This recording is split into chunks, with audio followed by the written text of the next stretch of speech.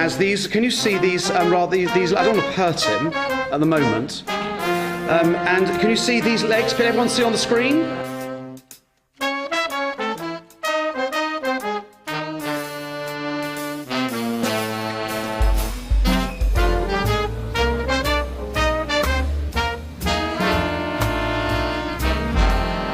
I'm Harvey Belovski, I'm the Rabbi of the Golders Green Synagogue and various other things. But today I've learnt a very important lesson. Last year, when I spoke in this hall about whether turbot is kosher, to which the answer was no, I made an unfortunate throwaway remark. And that was, oh, Locusts, we can look at that next year. And Michael Leventhal, the founder of Gefiltefest, is one of the most persuasive people I know, and has held me to it and reminded me persistently throughout the year that I'd made this promise. And I have, over the last few months, conducted a research project which has disgusted my children and bored my guests, some of whom are in the audience. And today I'm delighted that we can actually have a proper class, not just from text, but possibly with live demonstration of whether or not locusts are kosher. It's interesting, of course, that, as you may know, in other cultures, people have completely different sensitivities about food.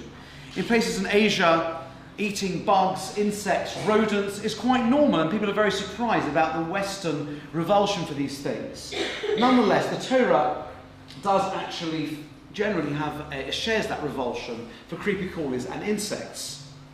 The world media were fascinated by the coincidence of Pesach and the plague of locusts and the promise of a locust plague in southern Israel in March this year. Actually, locust plagues are one of the most serious problems for the Middle East, and until recent years, in the absence of pesticides, caused utter devastation. There were locust plagues in 2005 and in earlier years this century, and most importantly in the 1950s. But the 1915 locust plague, now some 98 years ago, was utterly devastating, and you can get some small sense of how it was from the last source on this page. But the world media was fascinated by the locust plague in Israel, how they control it, of course today using pesticides, and by people considering whether you should eat them as a way of controlling them and actually benefiting from some free, easily available protein. The Torah gives a list of kosher animals, kosher birds, kosher fish, how to identify them. We're probably familiar with those. I spoke a little bit about fish last year.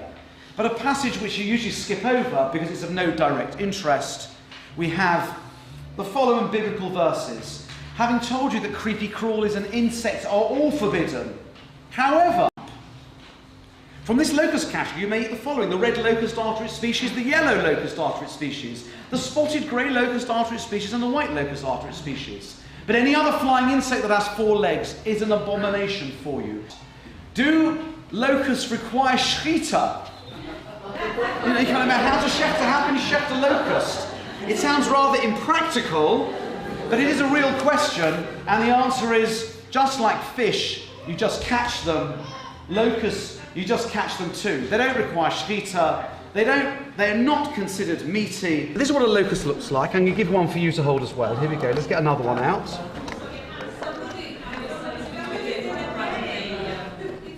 Here we are. Here's one for you. Oh, I'm sorry, it's escaped. Oh, that's fine. So that's fantastic. Can we just have a little look at Larry here? I think you've got Loretta, but this is Larry. Larry is rather unhappy with being held like this. So this is Larry. You can see his head, and you can see that Larry has 4 legs. 1, 2, 3, 4. In addition to Larry's legs, he also has these. Can you see these? I don't want to hurt him at the moment. And can you see these legs? Can everyone see on the screen? Well, if I move my thumb, he's going to fly off. Can you see that? Right? Don't hold it by the head. But I have to tell you something absolutely remarkable. My 10-year-old daughter, it turns out this was the relevant section of the Torah, a few weeks ago.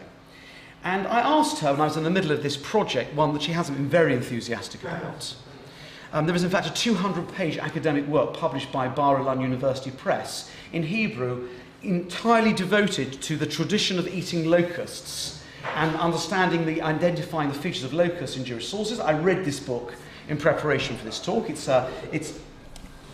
didn't make it apparently into the Sunday Times non-fiction bestseller list. But nonetheless, she said, at school they told us how to identify a kosher locust. Do you know how? She didn't tell me legs, wings, jumping legs. It has the letter Chet on its tummy. That's what she comes home with. It has the letter Chet on its tummy. So I think this is a Bubbermeister. That can't possibly be true. Until I started to look into it. There's a 14th century source at the top of this section on page 3, which says the locust that is kosher has the letter Chet. It's like stamped on its belly. This is going to be the most difficult thing for the camera to show you, because it really does. I'm not exactly sure that it's an anatomical name for this part of the locust, but can everyone see it now? The chagav, the kosher variety, has a Chet shape impressed on its belly. We've gone through a few boxes of locusts in preparation for this talk, and everyone has the Chet on its tummy.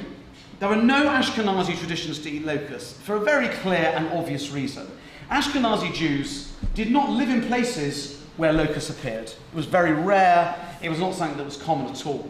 However, North African and Yemenite Jews lived in places where sometimes often, but at least from time to time, there were significant or sometimes colossal numbers of locusts. It's always attracted press interest, at least since the 50s, that when there were locust plagues in the Negev, the Ashkenazim are kind of running for cover, and the Yemenites are going out with nets to collect them because it was a food that they were familiar with from the Yemen, sometimes rather enjoyed, but was no longer available now that most of Yemenite Jewry had relocated to Israel. That the Yemenite tradition preserved in communities who since the very earliest times of Jewish life have known the correct identifying feature of the Yemenite Jews and some North African Jews, there are some Egyptian Jews who have passed these traditions on.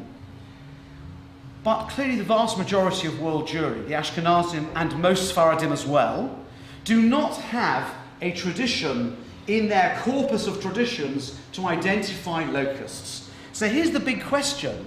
Am I, or you for that matter, if you're not from the Yemenite tradition, allowed to transport a tradition from one part of the community to another, to rely on it? Not, God forbid, to suggest it's unreliable, but to say, okay, it's reliable, and it's fine for them to eat it. But it doesn't mean that I could eat it. And of course, inevitably, people differ on this issue. Let's put it in one sentence. May a non-Yemenite eat locusts based on the Yemenite tradition? Rabbi Zalman Nehemiah Goldberg, a very important current member of the Jerusalem Rabbinate, is stringent for Ashkenazim, means it does not allow Ashkenazim to rely on this tradition, as apparently is Rabbi Menashe Klein, a very famous Haredi American rabbi.